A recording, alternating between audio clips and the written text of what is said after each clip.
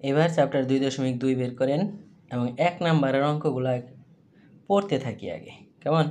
দেখেন কি কথাবার্তা লেখা। একের একে লেখা আছে এ একটা ভেক্টর, বি একটা ভেক্টর, তাই না? নিম্নলিখিত ভেক্টরগুলি নির্ণয় করো। প্রথমে বলছে এ ক্রস বি। আমরা কি এ ক্রস বি বের করতে পারি না বলেন? বিতে বলছে এ প্লাস বি, এ মাইনাস বি বের করে তারপরে তাদের ক্রস গুণন। কেমন? সিতে বলছে এ বি দুইটা, ও সিও আছে না আরেকটা, একের দুয়ে এ বি সি তিনটা হইলে A cross B cross C নির্ণয় করো। আবার A dot B plus C, that is B আর সি যোগ করে তার সাথে এর ডট গুণন, আবার এ এর বি ডট গুণন, এ সির ডট গুণন, এগুলো করা লাগবে। তার মানে এগুলো প্রত্যেকটাই কিন্তু আমরা কাজ করতে পারি, জাস্ট যার যার জায়গায় যা যা করতে বলছে করব। এবং সিতে বলছে যে 2a minus B plus C নির্ণয় করো। তাহলে এখানে দুইটা অঙ্কের প্রথমটার 2টা পার্ট, পরেরটার 3টা পার্ট। তা আমি এখানে একটা হিসাব করি, একের বি। কেমন? ওকে, তাহলে বি এর অংশটা এ প্লাস বি বের করবার পেয়েছে, তাহলে আমরা ধরে নিলাম P equal to A plus B. কেমন? তো সেই ক্ষেত্রে এই দুটো যোগ করলে 3i plus J minus 3k। কেমন? আবার এ মাইনাস বি, তাহলে আমরা ধরে নিলাম এটা হলো কিউ। ওকে, তাহলে বিয়োগ করলে বলেন আই মাইনাস 7j প্লাস কে। কেমন? এখন এই যে এ ক্রস মানে এ প্লাস বি আর এ মাইনাস বির ক্রস গুণন, তার মানে পি আর কিউর ক্রস গুণন করা লাগবে, তাই না? ওকে, তাহলে এখন দেখেন সেই আগের মতো করে আপনাকে 3 ওই যে না আই জে কে লিখতে হবে। 3 1 মাইনাস 3 1 মাইনাস 7 1। কেমন? এভাবে আমরা সাজাইলাম। এখন আই বরাবর ভাঙান লাগবো, তাই না? 1 মাইনাসে মাইনাসে প্লাস, প্লাসে মাইনাসে আরেকটা মাইনাস এসে করবে, তাই না? 21। পরে বলেন মাইনাস জে বরাবর ভাঙাবো 3। কেমন?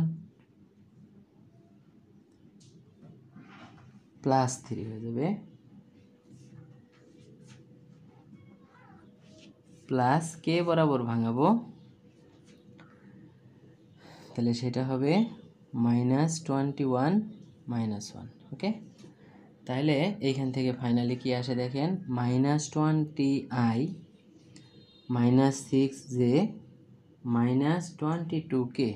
কি ভয়ঙ্কর কথাবার্তা। কেমন?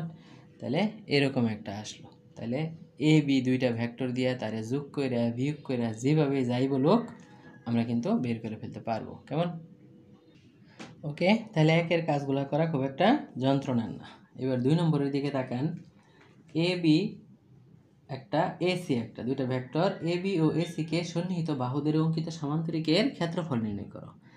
ক্ষেত্রফল কিন্তু আমরা বের করা শিখছিলাম, তাই না? তাহলে খেয়াল করেন, এরকম করে যখন সামান্তরিকের কথা বললো, তাহলে একটা হলো এ বি আর একটা এসি, সন্নিহিত বাহু দেওয়া আছে। ওকে, তাহলে এ বি ভেক্টরটা আমরা লিখব, ধরলাম এটা পি।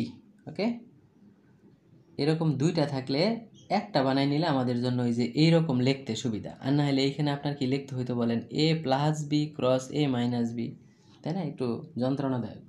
সেই জন্য এরকম সোজা করে ফেলবেন। সবসময় কাজ করার আগে সিস্টেমটাকে সোজা করে নিতে হবে। তাহলে এ সি যদি হয় তাহলে সেটা হলো 3i minus J plus 5k। কেমন? এখন ক্ষেত্রফল বের করতে গেলে তো আগে এ ক্রস বিটা করা লাগবে, that is P cross Q, তাই না? তাহলে P cross Q equal to ওই যে আই জে কে। কেমন?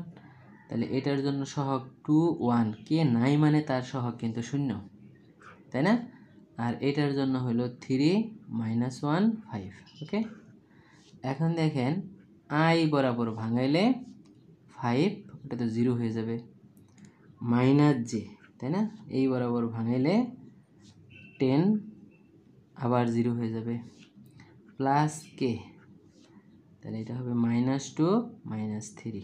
ওকে, তাহলে আমি যদি খুব ভুল না করে থাকি তাহলে 5i minus 10j minus 5k। কেমন? এইটা হলো আমাদের ক্রস গুণ। কিন্তু ক্ষেত্রফল মানে তো খালি ক্রস গুণ করলে হবে না, অতএব নির্ণেয় ক্ষেত্রফল বা নির্ণেয় সামান্তরিকের ক্ষেত্রফল, ওকে, ইকুয়াল টু, এখন কি হাফ দিব নাকি দিব না বলেন তো? সন্নিহিত বাহু থাকলে কিন্তু সামান্তরিকে হাফ লাগে না, কিন্তু কর্ণ থাকলে হাফ লাগে, মনে আছে? সো শুধুমাত্র modulus of P cross Q, okay. তাহলে এটার মডুলাস মানে তো √5 এর স্কোয়ার 10 এর স্কোয়ার মাইনাস 5 এর স্কোয়ার, এটাও মাইনাস আসছিল, তাই না? তাহলে 25 50 100 150 রুট 150 বর্গ একক, ওকে। এই হলো আমাদের উত্তর। আমরা 2 নম্বর কাজ করে ফেলাইছি। 3 নম্বর দিকে তাকান, কি কথা লেখা। ধ্রুবক এর মান নির্ণয় করো যেন এত এবং এত, তিনটা না ভেক্টর একই সমতলে থাকে। তো নিশ্চয়ই মনে আছে, একই সমতলে থাকার শর্ত ছিল দুইটার ক্রস গুণ করা লাগবে, তাদের সাথে একটা ডট গুণ করা লাগবে, তাই না? তাহলে 0 হবে। এইখানে দেখেন, যেহেতু এর মান বের করবার গেছে, তাহলে এ ধ্রুবক একটা তৃতীয় ভেক্টরটার মধ্যে আছে, তাহলে ওইটা থাকুক, আমরা বাকি দুইটারে ক্রস গুণ করি। কেমন? তাহলে ধরে নিলাম ওই আগের মতো ওই পি ভেক্টর কিউ ভেক্টর, কেমন, এগুলো লিখে নিত। তাহলে যেহেতু এইটার মধ্যে ভেরিয়েবলটা আছে, আমরা এইটারে প্রথমে নিব না, এই দুইটারে ক্রস গুণ করব। কেমন? তো ক্রস গুণ করলে দেখেন পি ক্রস কিউ, ওই যে আই জে কে এরকম করে সাজান, তাহলে 2 1 -1 3 -2 4, ওকে। এখন আমরা এটারে ভাঙাবো, আমি এই দিক থেকেই ভাঙানো শুরু করি, না হলে আটবে না। তাহলে আই বরাবর ভাঙাইলে বলেন 4 মাইনাসে মাইনাসে প্লাসে মাইনাসে -2, কেমন? মাইনাস জে যখন আমরা লিখি তখন এটা আগে 8, এটা হলো +3 প্লাস কে লিখলে বলেন -4 -3, তাহলে এইখান থেকে আমরা 2i -11j -7k পাবো। কেমন? এখন ওই যে একই সমতলে হওয়ার শর্ত ছিল দুইটার ক্রস গুণের সাথে একটা ডট গুণফল 0, তাহলে আমরা এখানে লিখব অতএব P cross Q dot R equal to 0।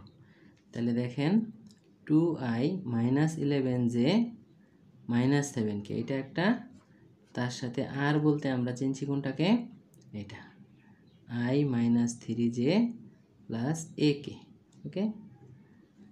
এই দুইটার ডট গুণফল বানান লাগবো ইকুয়াল টু 0। তাহলে ডট গুণ করলে বলেন সহগ দুটার গুণফল মাইনাসে মাইনাসে +33 -a7, তাই না, ইকুয়াল টু 0। সো এর মানটা আসবে 35/7, দ্যাট ইজ 5। কেমন? তাহলে একটু হিসাবটা নিচ পর্যন্ত দেখেন, হয়েছে?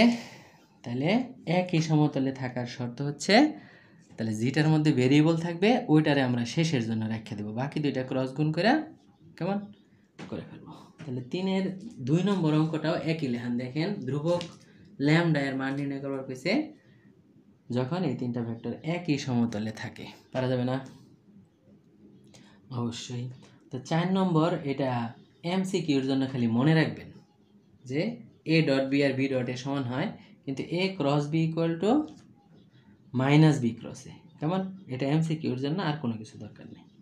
5 নম্বর দিকে তাকান, যদি a ইকুয়াল টু এত b ইকুয়াল টু এত হয়, তাহলে 5a ইন্টু মানে a রে 5 দিয়ে গুণ করে b এর সাথে ক্রস গুণ করবে গেছে, তাহলে আগে 5a বের করে নেবেন, তারপরে এরকম i j কে সাজায়া ক্রস গুণ করবেন, তাই না? আর দ্বিতীয়টা তো কোনো কাজই না, ওকে। তাহলে মোটামুটি আমরা 5 পর্যন্ত বলে ফেলতে পারলাম। তাহলে রইল পরে 6-7 পর্যন্ত, 7-এর পরেরগুলো তো প্রমাণ টাইপের, ওগুলো আর দরকার নেই। তাহলে আমরা পরের ভিডিওতে বাকি কাজগুলো করি। কেমন? ধন্যবাদ।